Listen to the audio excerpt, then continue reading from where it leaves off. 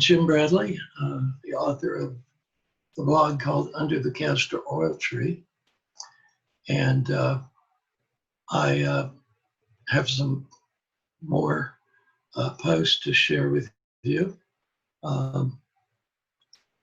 They're pretty political, some of them. So if you're not up for that, you know better. And all the opinions are mine and mine alone. This was from,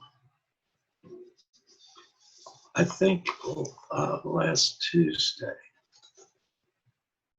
No, Monday. And it's called, It's Really Not Time. I'm really not ready to pounce on the president and Republican senators for trying to fill RBG's seat on the Supreme Court. Oh, I will, but it's really not time. We need to mourn for her and let her public services happen before getting too political. She was one of the most influential Supreme Court justices of all time. Her tireless, dogged work for equal rights bettered life not just for women and minorities, but for all of us. She was tireless. We have a more just system that it would have been without her. There is a lot of democracy to a greater level. And she plowed the fields so others can plant freedom and democracy. My daughter texted to say, I wish I could sleep until 2022. In another text, she said it wasn't about her life, but the loss of Ginsburg and the grave uncertainties in our country. She wishes she could sleep through it. Lots of us probably feel the same. 2020 has been a brutal year. This next one is called This Last Thing, and it was also from Monday. This final thing. The older I get, the fewer things I find I have to believe. I think I've got it down to the basics of my creed. These are the things I still need to believe. God loves us and me unconditionally. Everyone, no matter how twisted or even evil, everyone is a child of God. Treat others as you want to be treated. Welcome the stranger always, even if you think the stranger might mean you harm. Give to those in need. Be thankful always for everything. That may be enough for me. I'll ponder it, but right now I can't think of anything else I need. That will be quite enough, I think, to carry around. Travel lightly has become my motto as I've moved into Medicare years. There's lots more I could write about events and people. Oh, so many people that made my life as an Episcopal priest, though I never wanted to be one, the best life ever. Really, I can't imagine looking back being more joyful or more fulfilled or more complete in any other calling. I actually teach at the University of Connecticut in Waterbury every other semester or so in a program for those over 50. So I've gotten to be a professor. Though when I think it through, that's what I've been doing all along. I'm a professor, one who professes just about God rather than Hemingway and Fitzgerald. I do miss having not written the great American novel, but I've written a couple of novels, 3 in fact. One straight fiction, one mystery, and one fantasy. Just the kind of books I like to read. The novel is titled The Igloo Factory, with the subtitle A Romance of the 60s. The mystery is Murder on the Block, about a crime on Block Island, Rhode Island. The fantasy is called The Princess and the Sailor. If you want to read any of them, get in touch and I'll send them to you. My son, the lawyer, is frustrated that I never got them published. He doesn't understand that the writing is the gift to me. The business of trying to get them published is just too complicated for my aging mind. Maybe he'll get them published after I die. Good for him. That's the only way I could pay for his 3 daughters' college education.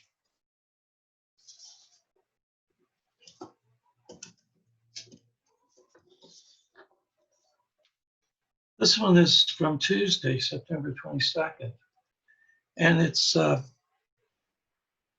something that I wrote 10 years ago, Requiem in Pace. Robin Roberts died this week. He was a pitcher for the Philadelphia Phillies when I was but a child. He won at least 20 games 7 times. He completed over half the games he started, unheard of in this pitch count crazy present. He's in the Hall of Fame, and now he's dead. I can still remember 4 decades later, his baseball card, a beefy, smiling man with a great fastball. When I went away to college for reasons I'll never know, my mother threw away the 2 shoebox boxes full of baseball cards. I didn't think you'd mind, she said. Mourning Robin Roberts and my baseball cards seems vain, even to me. Mourning childhood gone through. Well, that makes perfect sense.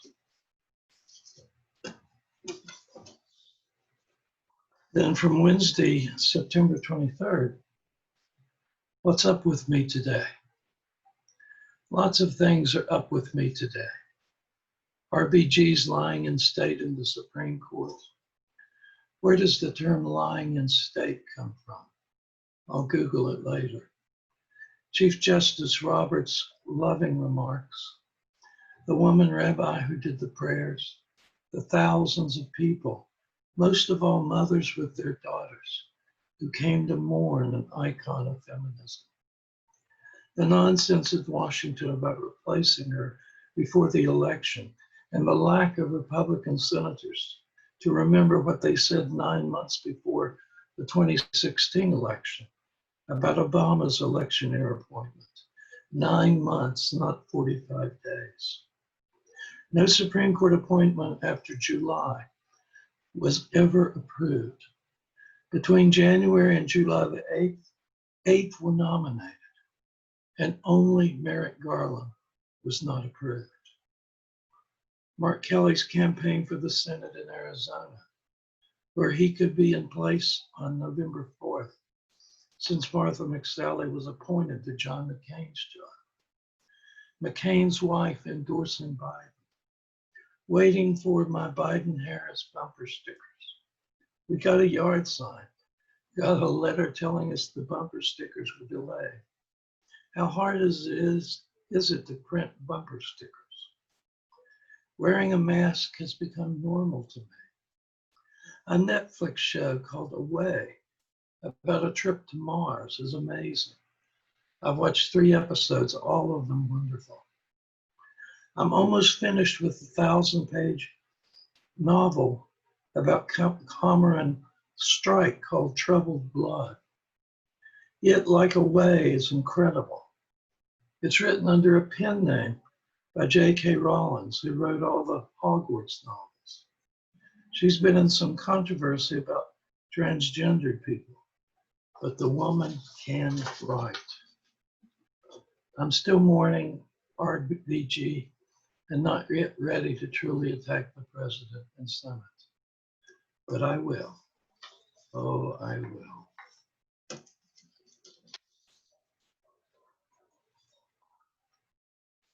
And this is from Friday, September the 25th. Okay, like it or not, here it is. The president, who will not be named here, is trying to undermine the election. His constant criticism of mail-in ballots, though he votes by mail, is meant to undermine voter confidence. The truth is this: there is no fraud that it isn't found in voting by mail ever anywhere. His constant echoing of the word rigged, referring to the election, is to set the stage for his not accepting a peaceful transfer of power should Biden win, which he has said out loud and in public. He would not accept a peaceful transfer. News out of the White House reveals he will ask legislators in red states to rig the electors should he lose those states.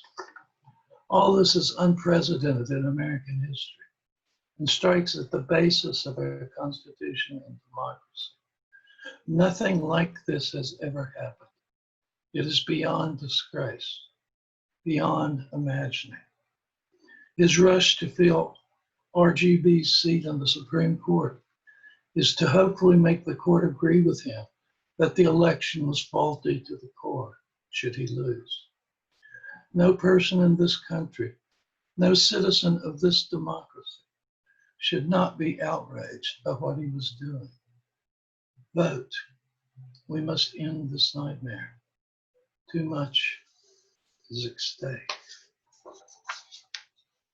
And finally, from September 26, Saturday, Amy Coney Barrett. You want her as your Supreme Court Justice? Good luck if you want the Affordable Care Act and its inclusion of pre-existing conditions. Good luck if you want Roe v. Wade to protect women's right to choose. Good luck if you believe in clean air and clean water and all environmental issues. Good luck if you value GLBTQ protection under the law. Good luck if you expect the High Court to continue to provide for racial and gender equality. Good luck if you want anything to get better in the next decade or so. Good luck if you thought Republicans would honor their pledge not to appoint a Supreme Court justice in an election year. Good luck if you honored Ruth Bader Ginsburg's term in any way. Good luck. You're going to need it. You're welcome to her. I'm Jim Bradley, and these have been some of the posts from my blog under the Castor Oil Tree from this week. I hope you enjoy them, or at least ponder them. And I'll be with you again quite soon to read some more. Thank you all for watching.